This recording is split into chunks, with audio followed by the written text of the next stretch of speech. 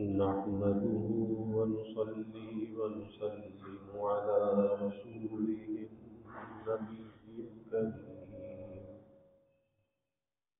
وعلى آله وأصحابه أجمعين.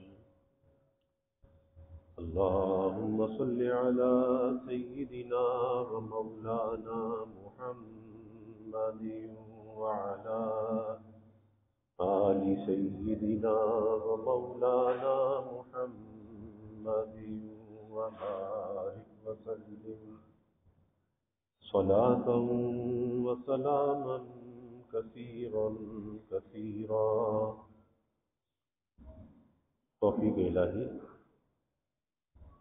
اپنے مرشد پاک کی برکت سے عشاء کی اس نشست میں فضائل ایمان کا درس چل رہا ہے. اللہ تعالی اس درس کی برکت سے ہمارے ایمان کی حفاظت فرمائے اور موت تک قبر تک اللہ ہمارے ایمان کو سلامت رکھے.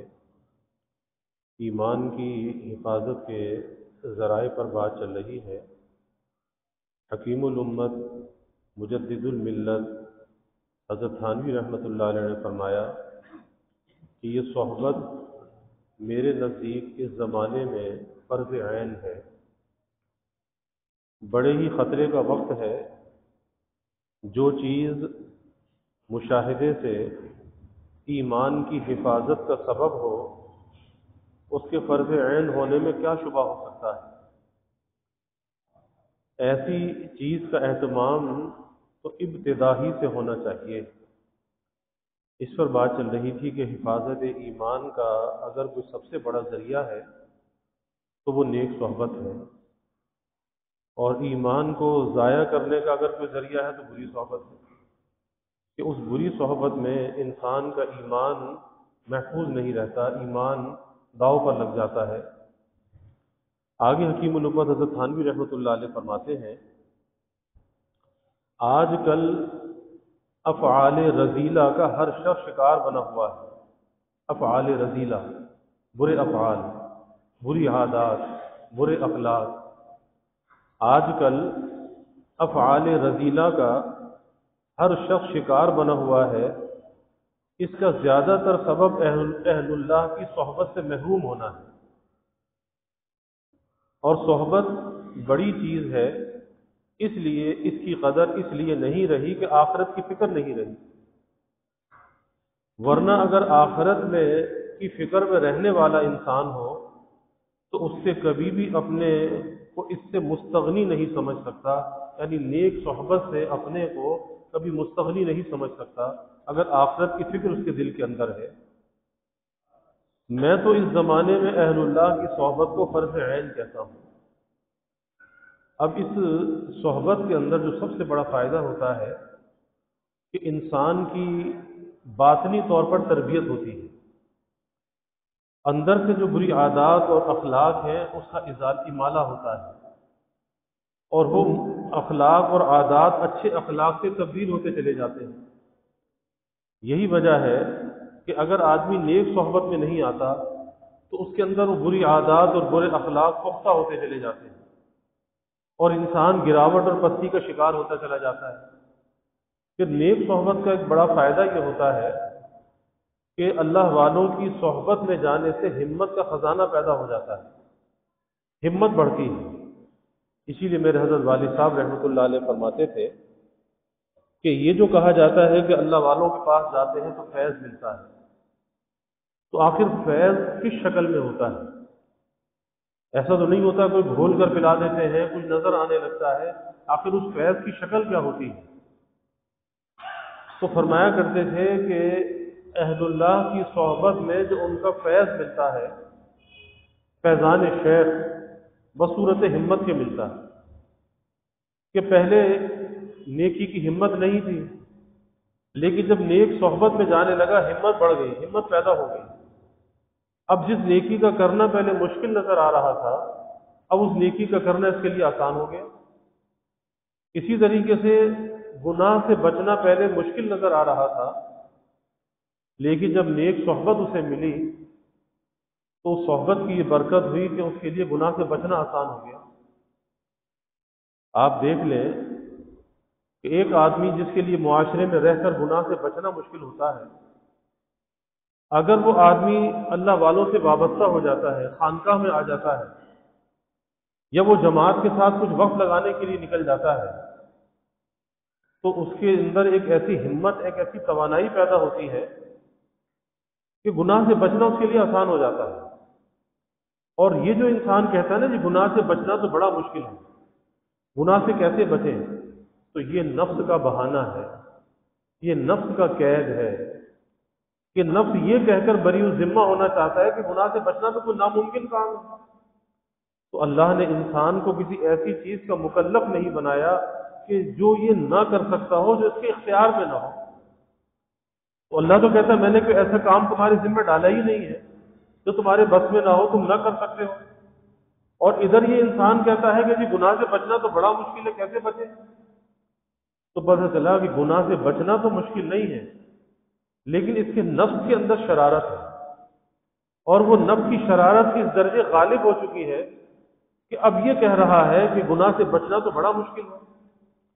تو پہلی بات جو حضرت نے یہاں پر بیان فرمائی کہ آج کل افعال رذیلہ کا ہر شخص شکار بنا ہوا ہے، اور اگر حقیقت کی نظر سے ہم دیکھیں تو آج یہ چیز ہر انسان پر یہ بات صادق آتی ہے۔ کوئی جھوٹ کے اندر مبتلا، کوئی غیبت کے اندر مبتلا، کوئی بد نظری کے اندر مبتلا، کوئی بد کلامی کے اندر مبتلا، فحش کلامی کے اندر مبتلا۔ اسی طرح سے انسان سوچتا چلا جائے تو ایسی خرابیاں انسان کے سامنے آئیں گی، تو پھر اسے پتہ چلے گا کہ میں کتنی خرابیوں کا مجموعہ ہوں، کتنی خرابیاں میرے اندر جمع ہیں، کہ جہاں زبان قابو میں نہ ہو، اس کی آنکھ قابو میں نہ ہو، اس کے ہاتھ اور پیر قابو کے اندر نہ ہو، اس کی سوچ اور فکر قابو کے اندر نہ ہو، تو ہر طرف خرابی ہی خرابی ہے نا۔ اب اس خرابی سے بچنے کا راستہ کیا ہے؟ کیا انسان اپنے طور پر خود بچ سکتا ہے؟ اپنے طور پہ نہیں بچ سکتا، خود مریض اور خود طبیب نہیں ہو سکتا۔ اور اگر کبھی کسی نے بچنے کی کوشش بھی کی تو نتیجہ یہ ہوگا کہ چند دن تو رک جائے گا، لیکن چند دن کے بعد اس سے کہیں زیادہ گناہوں میں مبتلا ہو جائے گا، اس سے زیادہ اپنے آپ پر قابو نہیں کر سکے گا۔ اور اس کی ایک مثال بھی مجدد تھانوی رحمۃ اللہ علیہ نے، کہ ایک شخص کے پاس گھوڑا تھا، لیکن اس کے گھوڑے کو بڑی بری عادت یہ تھی کہ جب وہ سواری اپنے مالک کو سوار کر کے چلتا تھا تو جہاں پر بھی وہ نجاست کرتا تھا، پیشاب اور لیس کرتا تھا، تو پہلے پلٹ کر اسے سونگھتا تھا، پھر آگے چلتا تھا۔ تو اس کا سارا راستہ جو ہے وہ کھوٹا ہو جاتا تھا، اور جو 1 گھنٹے کا فاصلہ ہے وہ 4 گھنٹے میں بھی پورا نہیں ہوتا تھا۔ ایک مرتبہ اسے ایک سوار ملا، یہ پریشان تھا، اس نے کہا بھائی، اس نے کہا تو کیوں پریشان ہے؟ اس نے کہا جی میرے گھوڑے کے اندر تو یہ بہت بری عادت ہے، اس لیے میرا سفر ہمیشہ تاخیر کا شکار ہوتا ہے، سفر کھوٹا ہوتا ہے۔ اس نے کہا تو فکر نہ کر، تو آگے آگے چل، میں پیچھے پیچھے چلتا ہوں۔ اب پیچھے اس ہاتھ میں چابک تھی، اگر وہ کہیں رکنا چاہتا یہ چابک مارتا تو گھوڑا آگے چل دیتا۔ ہوتے ہوتے ایک ایسی جگہ پر پہنچے کہ جہاں پر وہ چابک والا جو تھا اس کا راستہ الگ ہوتا تھا۔ اس نے کہا بھائی اب میرا راستہ تو الگ ہوتا ہے۔ تو اس نے کہا کہ اللہ تجھے جزائے خیر دے، تیری وجہ سے میرا فاصلہ بھی جلدی طے ہو گیا، ورنہ نامعلوم میں تو کہاں پر ہوتا۔ تو وہ جو چابک والا تھا وہ اپنے راستے سے جدا ہو گیا۔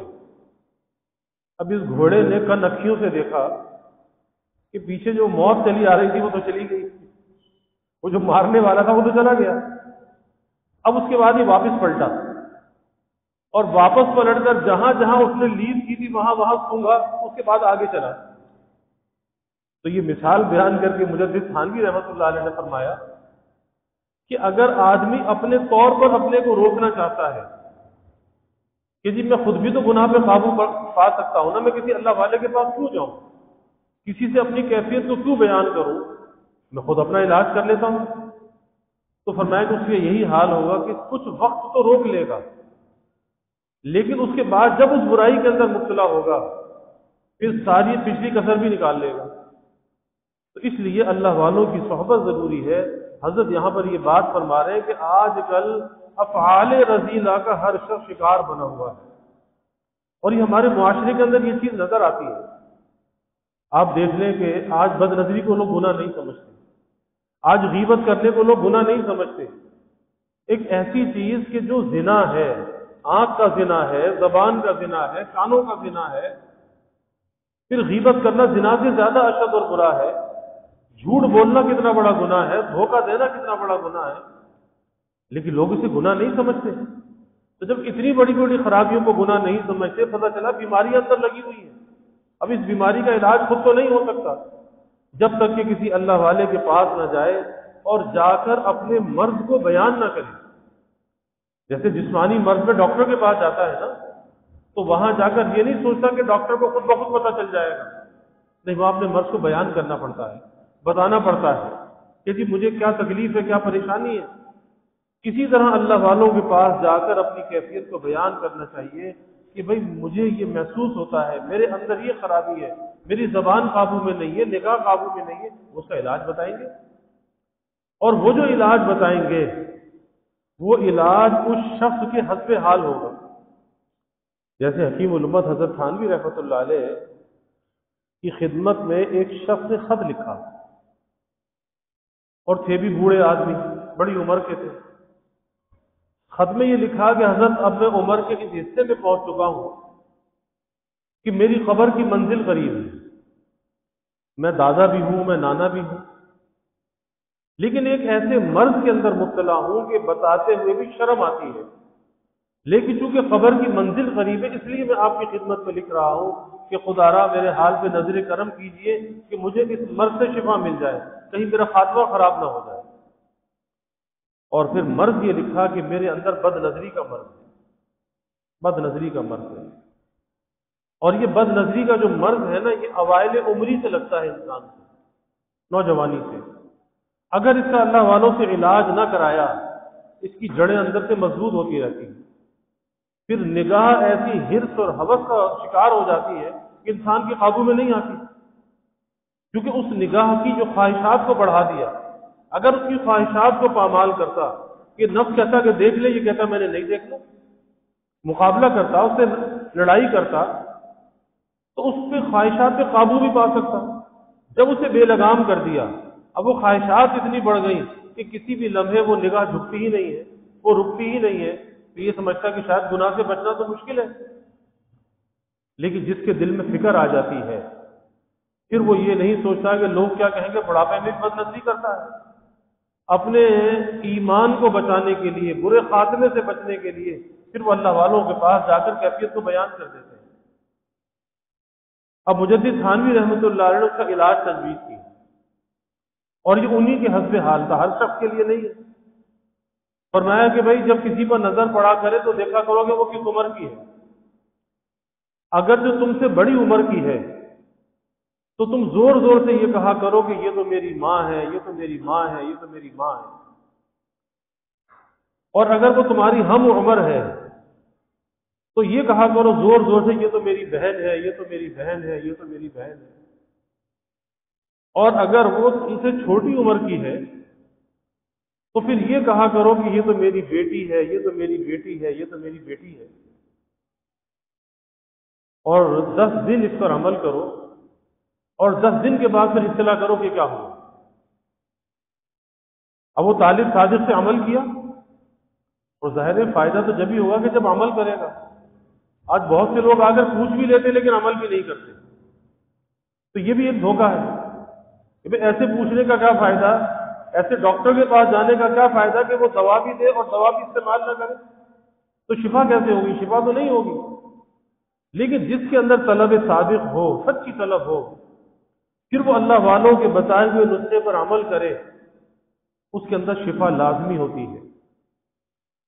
ایک ہفتے کے بعد خط آ گیا اور حضرت کو دعائیں لکھی، کہا کہ حضرت اللہ آپ کو جزائے خیر دے کہ برسوں کا مرض تھا، برسوں کا رذیلہ تھا، آپ کی دعا اور توجہ کی برکت سے اللہ نے مجھے شفا عطا فرما دی، ورنہ یہ بد نگاہی یہ برے خاتمے کا ذریعہ بن جاتی ہے، کیونکہ دل کے اندر جو بیماری آتی ہے نگاہ کے ذریعے سے تو آتی ہے نا، کہ کبھی کسی عورت پہ نظر پڑ گئی، کسی لڑکے پر نظر پڑ گئی، دل اس کی محبت میں گرفتار ہو گیا، تو نیک صحبت کے اندر اس کا علاج ہوتا ہے، اللہ والوں کی صحبت کے اندر۔ تو فرماتے ہیں کہ آج کل افعال رذیلہ کا ہر شخص شکار بنا ہوا ہے۔ جیسے جنید بغدادی رحمۃ اللہ علیہ کی خانقاہ میں ایک نوجوان آیا ہوا تھا، خانقاہ میں ٹھہرا ہوا تھا، تو شیخ نے دیکھا کہ خانقاہ میں جو کام کرنے والی خادمہ ہے تو یہ بڑی للچائی ہوئی نظروں سے اس کو دیکھتا ہے، سمجھ گیا کہ اس کے دل کے اندر روگ ہے، یہ دل کا روگ ہے جو آنکھوں سے ظاہر ہوتا ہے۔ تو اس خادمہ سے کہا کہ بیٹی تو تھوڑی سی تکلیف برداشت کر لے، کسی کا ایمان بچ جائے گا۔ اس نے کہا حضرت جیسے آپ فرمائیں، تو اسے جلاب کی دوائی دی، وہ دوائی جب کھائی اور اسے کہا کہ جب دست لگ جائیں اور جو نجاست جسم سے نکلے اسے کسی بڑے برتن میں جمع کر لینا، بڑی پرات میں جمع کر لینا۔ اب جب دوائی لی تو پیٹ کی صفائی شروع ہو گئی، اس نے کسی بڑے پرات کے اندر اس کے جمع کر لیا، اور جب جسم سے وہ پانی نکلا تو سارا رنگ روپ چلا گیا۔ اب شیخ نے کہا کہ اب یہ جو خانقاہ کے اندر جو ٹھہرا ہوا ہے، اب ذرا اس کے پاس سے گزر جانا۔ اب جب وہ خادمہ پاس سے گزری، اس نے نگاہ اٹھا کر دیکھا تو بڑی حقارت سے نظروں کو پھیر لیا۔ تو شیخ نے کہا، اس کو بلایا اور اس خادمہ سے کہا کہ وہ ذرا نجاست تو اٹھا کے لاؤ، جو جمع کی ہے نا، جسم سے نجاست نکلی وہ تو لاؤ۔ پھر شیخ نے کہا کہ دیکھ، تو جو عاشق تھا نا، اس پر عاشق نہیں تھا، اس نجاست پر عاشق تھا، کہ جب تک یہ نجاست اس کے جسم میں تھی، یہ گندا پانی اس کے جسم میں تھا تو بڑی للچائی ہوئی نظروں سے دیکھتا تھا۔ اب یہ نجاست جسم سے نکل گئی، اس کا رنگ روپ چلا گیا، تو نے حقارت سے نظریں پھیر لی، تو پتہ چلا کہ تو اس پر عاشق نہیں تھا، اس نجاست کے اوپر تو عاشق تھا۔ حقیقت بھی یہی ہے۔ تو اصل علاج اللہ والوں کی صحبت کے اندر ہوتا ہے، اس لیے اس دل کے روگ کا علاج کرنا چاہیے، ان دلوں کو آلودہ نہیں رکھنا چاہیے۔ یہ دل تو اللہ نے اپنے لیے بنائے ہیں، یہ کسی غیر کے لیے نہیں بنائے۔ کسی غیر کو دل کے اندر بسا لو اور بربادی آتی اسی راستے سے ہے، یا زبان کے راستے سے آتی ہے، یا آنکھ کے راستے سے آتی ہے، یا کان کے راستے سے آتی ہے، کچھ سن کر آتی ہے، کچھ دیکھ کر آتی ہے، کچھ بول کر آتی ہے، لیکن بربادی آتی کہاں پر ہے؟ بربادی دل میں آتی ہے۔ اور دلوں کے جو معالج ہیں وہ اللہ والے ہیں، وہ اللہ والے ہیں، وہ دلوں کے معالج ہیں، وہ ان دلوں کی صفائی کرتے ہیں، تزکیہ کرتے ہیں، تصفیہ کرتے ہیں۔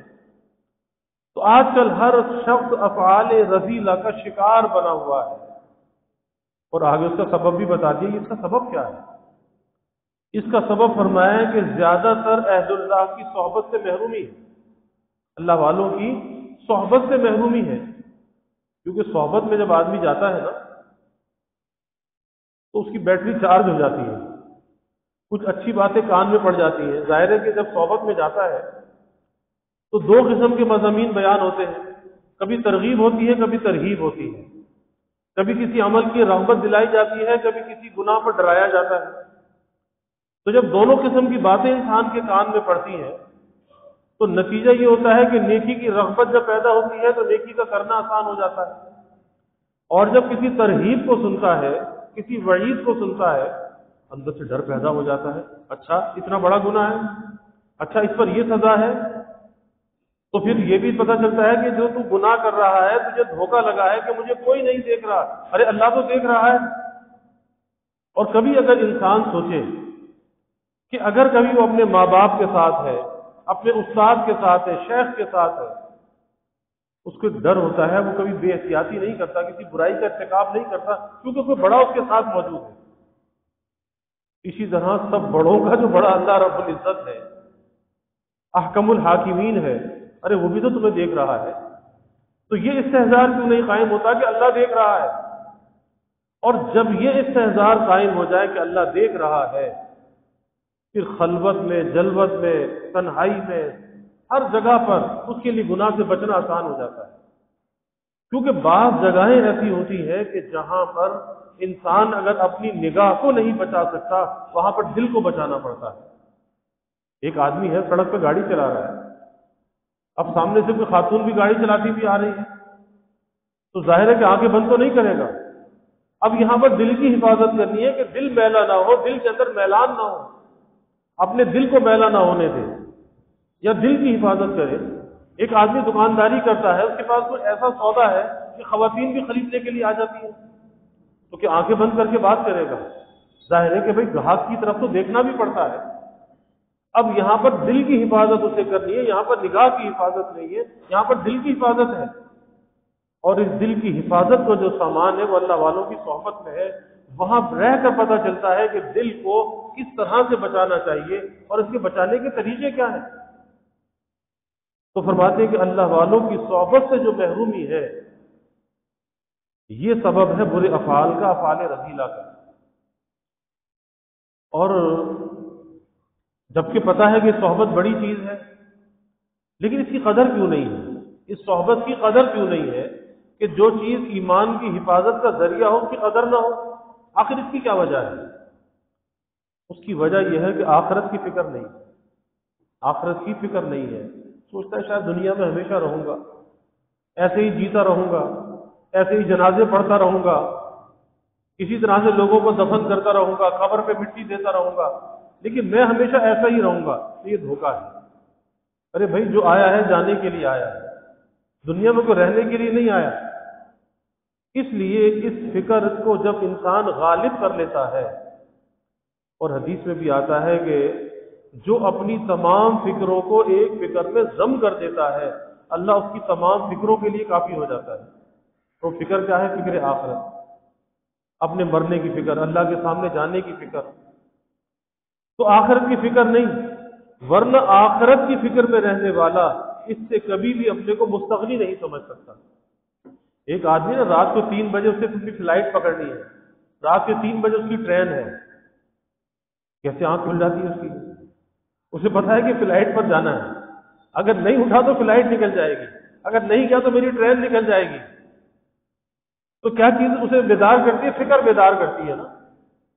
لیکن اگر فجر کی نماز کے لیے فکر نہیں ہے تو بیدار نہیں ہوگا۔ اب لوگ کہتے ہیں آنکھ نہیں کھلتی، کیوں نہیں کھلتی؟ اس لیے نہیں کھلتی کہ فکر نہیں ہے۔ اگر یہی فکر لگ جائے، جیسے آدھی رات کو اٹھ کے بھاگتا ہے، 1 گھنٹہ پہلے اسٹیشن پہ جا کے بیٹھ جاتا ہے کہ کہیں میری ٹرین نہ نکل جائے، کس وجہ سے؟ فکر کی وجہ سے۔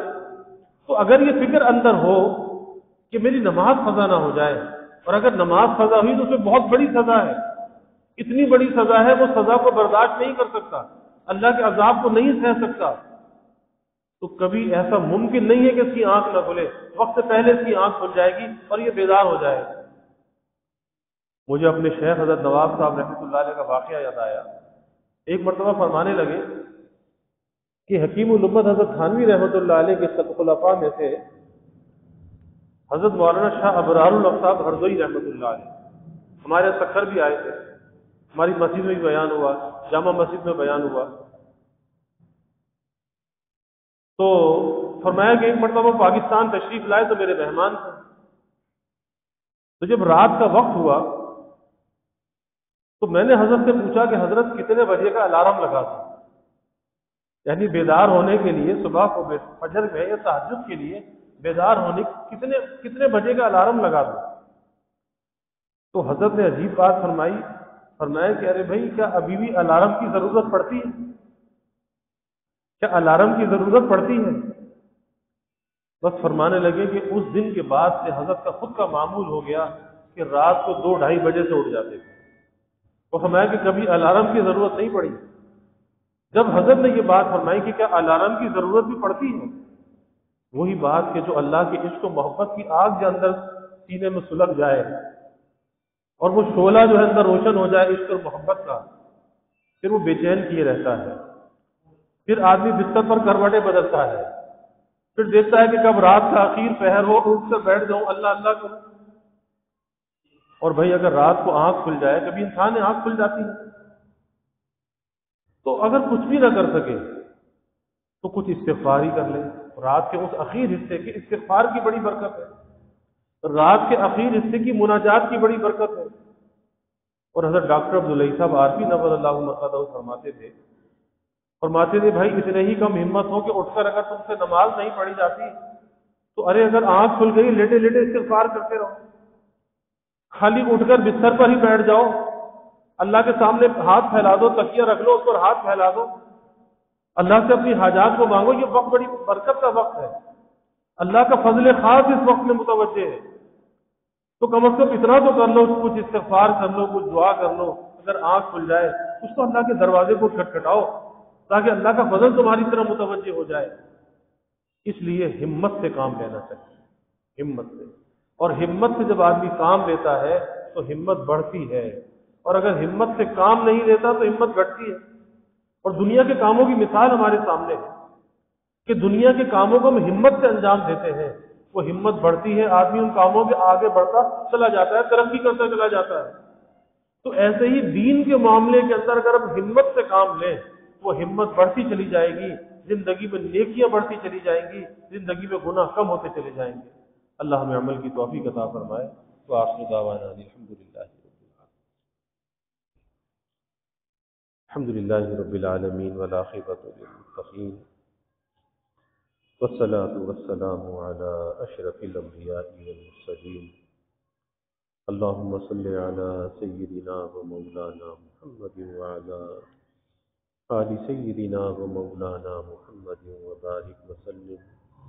ربنا آتنا في الدنيا حسنة وفي الآخرة حسنة وقنا عذاب النار. ربنا أتمم لنا نورنا واغفر لنا إنك على كل شيء قدير. اللهم أعنا على ذكرك وشكرك وحسن عبادتك. اللهم وفقنا لما تحب وترضى من القول والعمل والفعل والنية والهدى إنك على كل شيء قدير. اللهم ارزقنا حبك وحب حبيبك صلى الله عليه وسلم. اللهم ارزقنا شهادة في سبيلك واجعل موتنا ببلد رسولك. یا اللہ یا رحمان یا رحیم یا کریم یا ارحم الراحمین یا اکرم الاکرمین. یا اللہ ہمارے گناہوں کو معاف فرما، یا اللہ ہماری خطایا سے درگزر فرما. یا اللہ اپنی محبت معرفت عطا فرما، اپنی رضا والی زندگی یا اللہ نصیب فرما. رضا والے کاموں کی یا اللہ توفیق عطا فرما. اپنی مرضیات پہ چلنا آسان فرما، نامرضیات سے ہماری حفاظت فرما. یا اللہ ہر نیکی کی رغبت ہمارے دلوں میں پیدا فرما، ہر نیکی کا کرنا یا اللہ ہمارے لیے آسان فرما. ہر گناہ کی نفرت یا اللہ دلوں میں پیدا فرما. یا اللہ گناہ سے بچنا آسان فرما. یا اللہ بغیر تیری تائید اور توفیق کے، بغیر تیری مدد کے یا اللہ نہ ہم کوئی نیکی کر سکتے ہیں نہ گناہ سے بچ سکتے ہیں. یا اللہ قدم قدم پر تیری مدد کے محتاج ہیں. یا اللہ ہمیں بے یار و مددگار نہ فرما، ہمیشہ اپنی مدد کو، نصرت کو ہمارے شامل حال فرما. یا اللہ نیک صحبتوں کی اہمیت اور قدردانی دلوں میں پیدا فرما، نیک صحبتوں کا اہتمام کرنے والا بنا. یا اللہ اپنی اولاد کے لیے نیک صحبتوں کا اہتمام کرنے والا بنا. یا اللہ ہمارے بچے بچیوں کی حفاظت فرما. یا اللہ ہماری خواتین کی حفاظت فرما. یا اللہ ماحول کے شر سے بچا، بری صحبتوں کے شر سے بچا. یا اللہ آزادی اور بے باکی کے فتنوں سے بچا، بے حیائی کے فتنوں سے بچا. یا اللہ سب کو با حیا بنا، با کردار بنا، با گفتار بنا. حیا کی، عفت کی، پاک دامنی کی یا اللہ حفاظت فرما. یا اللہ ظاہری باطنی ہر قسمی ترقیات عطا فرما.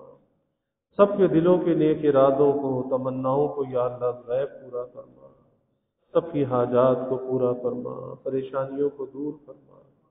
بیماریوں سے یا اللہ حفاظت فرما، ہر ناگہانی بلا اور مصیبت سے یا اللہ حفاظت فرما.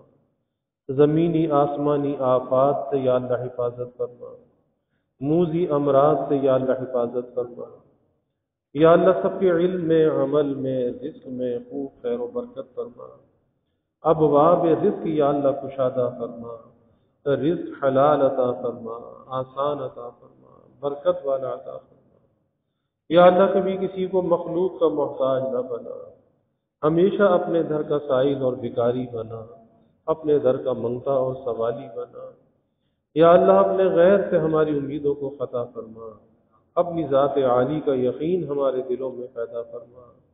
یا اللہ ہر امید کو تیری ذات سے وابستہ کرنے والا بنا۔ یا اللہ ایمان کی ترقی، اعضا کی سلامتی عطا فرما، ہر محتاجی معذوری سے یا اللہ ہماری حفاظت فرما۔ یا اللہ ہمارے ملک پر اپنی رحمتوں کا نزول فرما، اس ملک کو امن کا، سلامتی کا گہوارہ بنا۔ یا اللہ ہر قسمی بد امنی، بے چینی، بے سکونی کو دور فرما، ہر قسمی دہشت گردیوں سے، فرقہ واریت سے، مذہبی منافرت سے یا اللہ اس ملک کی حفاظت فرما، اس ملک میں رہنے والوں کی حفاظت فرما، تا قیام قیامت یا اللہ اس ملک کی حفاظت فرما۔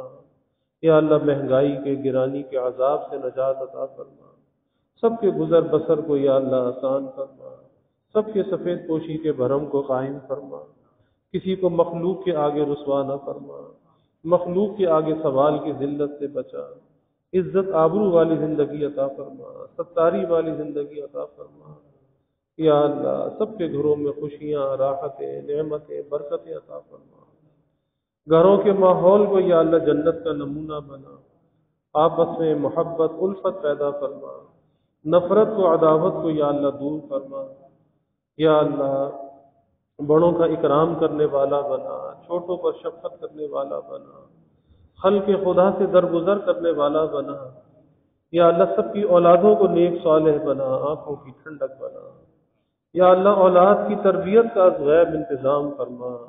یا اللہ اولاد کو آزمائش نہ بنا، امتحان نہ بنا، راحت کا ذریعہ بنا، مستقبل اولاد کا تابناک بنا، والدین کو اولاد کی خوشیاں دیکھنا نصیب فرما۔ یا اللہ جو بے اولاد ہیں نیک صالح اولاد عطا فرما، جو اولاد نرینہ چاہتے ہیں نیک صالح بیٹے عطا فرما۔ یا اللہ جو بچے بچیاں بے نکاح بیٹھے ہیں یا اللہ ان کے لیے نباہ والے جوڑ کے رشتے عطا فرما۔ تمام والدین کو اس فریضے سے سبکدوش فرما، والدین کی آنکھوں کو ٹھنڈک اور راحت عطا فرما۔ یا اللہ ہماری اس مسجد کی توسیع و تعمیر کے مرحلے کو آسان فرما، دار القرآن کا قیام آسان فرما۔ یا اللہ اسے مرکز ہدایت بنا، یہاں سے دین کے، قرآن کے فیضان کو سارے عالم میں جاری و ساری فرما۔ یا اللہ اس کی ہر ضرورت کو از غیب پورا فرما۔ یا اللہ اپنے مخلص بندوں کے قلوب کو متوجہ فرما، جو بھی اس کے معاونین ہیں، خادمین ہیں یا اللہ جس نوع سے بھی تعاون کرنے والے، خدمت کرنے والے، یا اللہ انہیں دنیا آخرت میں اس کی جزا عطا فرما، ان کی نسلوں کو بھی شاد و آباد فرما۔ یا اللہ اپنی رحمتوں کا، برکتوں کا، راحتوں کا نزول فرما، زحمتوں کو یا اللہ دور فرما۔ یا اللہ ہمیں عافیت دارین عطا فرما، عافیت دائمہ عطا فرما۔ ربنا تقبل منا انك انت السميع العليم وتب علينا انك انت التواب الرحيم وجزى الله عنا محمدا صلى الله عليه وسلم ما هو اهله وصلى الله تعالى وسلم على النبي الكريم آمين۔